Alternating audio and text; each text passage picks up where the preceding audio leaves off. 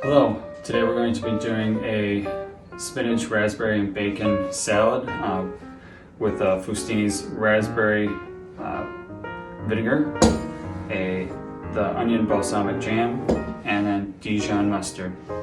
What you'll need is a muffin pan. You'll want to invert it, and you'll need a pan to catch the bacon grease. You'll use that as your oil. Let's get started. You'll need to use thick cut bacon. And the way that we're going to do this is make some bacon rings. You're going to take your bacon, you're going to wrap around, not too tight, around the cup. You take a couple pieces of bacon. Try not to put them too close together, else they will not cook properly.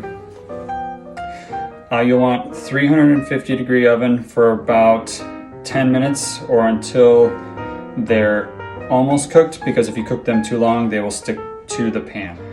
After you get done cooking the bacon will look like this. You'll have the grease in the pan.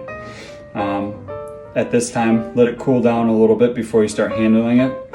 But the bacon should come off pretty easily, like this.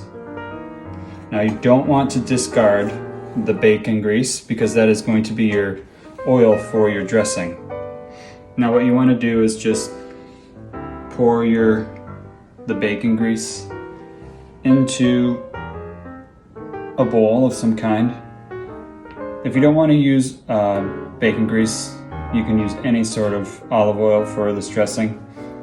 Now for the dressing, it's very simple. Dijon mustard,